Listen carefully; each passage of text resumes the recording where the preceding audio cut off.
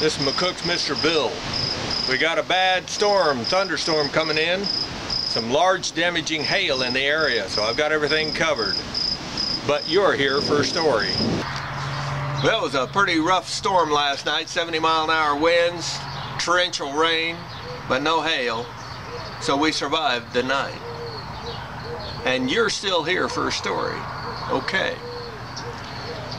A international commentator, newsman, Paul Harvey, back in the 1970s, he told this. He said the week before, the United States had an oil refinery explode.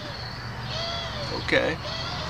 And he said this week, he said over in Russia, the same size and type of oil refinery exploded. He said, I'm going to tell you more than I know. And he said, and I'm going to do it with 3 words. Tic for tac. Those simple words basically said, if you hit me, I'm going to hit you back. That's how simple it was. And no mercy. If you think that's the first time anything like that ever happened, never forget that after World War II, there was a group of Jews that planned to not with a gun, but rather chemical. They were going to poison the water system in Berlin, hoping to kill 1 million Germans to pay them back a little bit for what they'd done to the Jews during World War II. And how close has that ever happened since?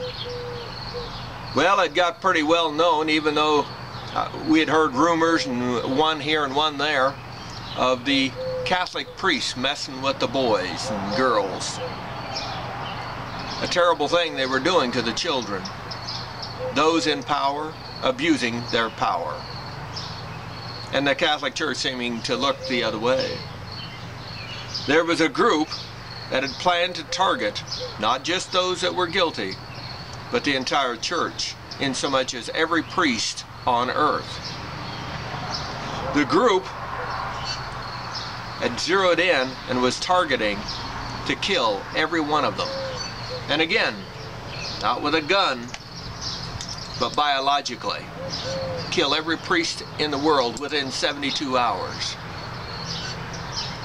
I'm told through the grapevine that some very powerful people stopped it. Bilderbergs or something in that nature. That's the rumor, and that's the legend of that part of it. But I would also bring up that that was stopped. But something that's coming down the road might even make that pale in comparison. You can't hardly go a week on the news without hearing about people being killed as witches around the world, especially the Muslim religion that says that they have the right to kill not only gays but witches. And so the witches over here, I'm told, and a powerful group they be, though they're a mixed lot, but there are some very serious cults within the witch form. Now I'm told that they have made it clear that if they start killing witches over here in America, as they do over there in the Middle East and Africa, and even a few down in the Bahamas and Mexico, if they start killing witches here, they'll fight back. And they fight a little different than the armies of the world or the terrorists of the world. They won't use a gun. Again, they're talking biological. And they're saying that they have the ability to kill every Muslim child in the world within 72 hours. Now, if it isn't smoke and mirrors, or just rumors, hearsay, legend, or just an out-and-out lie that they speak of, could you imagine the wailing and the crying and the devastation of the Muslim people and of that religion to lose all of their children? To lose all of their children. So I would think twice about killing the witches of this world, I would think twice about killing anyone, because there's always tic for tac.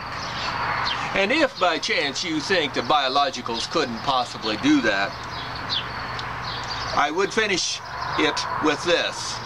Kearney, Nebraska over here had 1 million starling birds, small birds.